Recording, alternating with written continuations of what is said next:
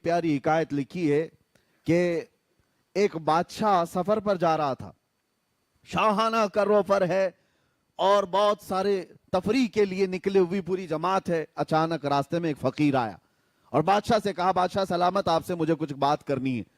بادشاہ نے کہا، یہ میرے آرام کا وقت ہے، تفریح کا ہے، ابھی میں تو پکنک پہ جا رہا ہوں، کیا چاہیے تجھے بول۔ فقیر نے کہا، نہیں، نیچے اتر آؤ بگی سے، آپ سے مجھے بات کرنی ہے۔ بادشاہ نے کہا، بڑا بدتمیز فقیر ہے یہ، بادشاہ کو اس کی بگی سے اتار رہا ہے۔ تو اس نے فوراً حکم دیا، وزیروں کو پکڑو اس فقیر کو۔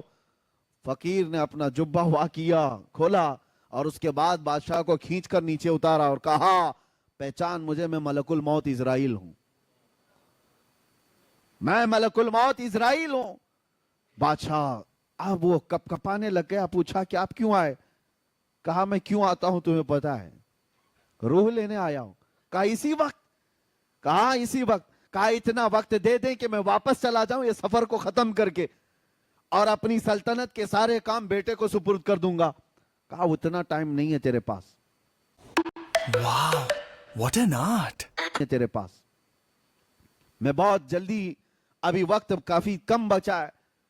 تو اس نے کہا، اتنی مہلت دے دیجئے کہ بیوی سے بات کر لوں۔ کہا، وہ بھی نہیں ہے۔ اس کو تھوڑی سی بھی مہلت نہیں دی گئی، اسی وقت اس کو گرا دیا گیا اور اس کی روح قبض کر لی گئی۔ جو شاہانہ کروفر کے ساتھ جا رہا تھا، اس کو راستے میں اچانک ملک الموت نے روح نکال لی۔ تصویر کا ایک دوسرا رخ بھی ہے، سیم۔ ایک عالم ربانی ہے، پرہیزگار، وہ اپنے گھر سے جھولا لے کر سامان لینے کے لیے باہر جلدی جلدی جا رہے ہیں، عصر کا وقت ہو چکا ہے اور سامان خریدنے کے لیے جا رہے ہیں۔ راستے میں یہی فقیر آیا، کہا کہ حضور رک جائیے، تھوڑا کچھ بات کرنی ہے آپ سے مجھے۔ وہ عالم دین رک گئے اور کہا، کیا بات ہے، جلدی جلدی بات کیجیے، مجھے گھر سے سودا لینے کے لیے، سامان لینے کے لیے جانا ہے، اور گھر میں واپس پہنچا کر مسجد میں اذان ہو چکی ہے، جماعت سے نماز پڑھنی ہے، جلدی آپ بتائیے کیا بات ہے۔ فقیر نے کہا، آپ نے نہیں پہچانا، میں ملک الموت اسرائیل ہوں۔ اس عالم ربانی نے جھولا پھینک دیا، جو سامان لانے کے لیے جا رہے تھے، جھولا پھینک دیا اور کہا، کہاں تھے آپ؟ آپ کے انتظار میں کتنی راتیں کٹ گئی ہیں،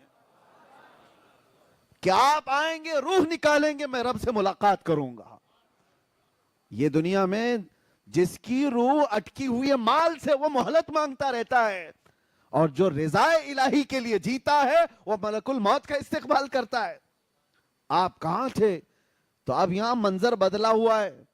ملک الموت نے کہا، اتنی جلدی بھی کیا ہے آپ کو، آپ جائیے سامان خرید لائیے اور اپنے بچوں کو سامان دے دیجئے، گھر والوں کو کچھ وصیت کرنی ہے وہ بھی کر لیجئے۔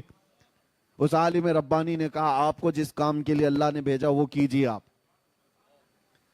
میرے بچوں کا مالک اللہ ہے، وہ مسبب الاسباب ہے، جس نے مجھے کھلایا وہ میرے بچوں کو بھی کھلائے گا، میرا یقین ہے، آپ اپنا کام کیجئے۔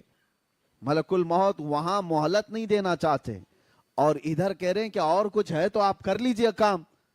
پھر اس عالم ربانی سے کہا کہ اور کوئی آپ کی خواہش ہے؟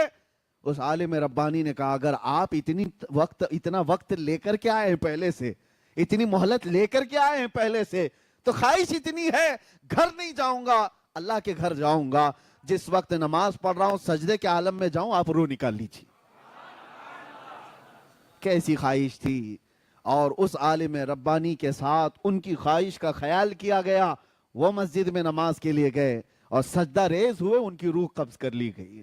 یہ سب کے ساتھ نہیں ہے کہ ہر کوئی چاہے تو اس کے ساتھ ہو جائے، ان لوگوں کے ساتھ ہے جو اللہ کی رضا کے لیے جیتے تھے، دنیا میں اس کی رضا کے لیے جیتے تھے، تو موت بھی اللہ تعالیٰ ان کی پسند کے حساب سے لیتا ہے۔ یہی تو بات ہے میرے عزیزو۔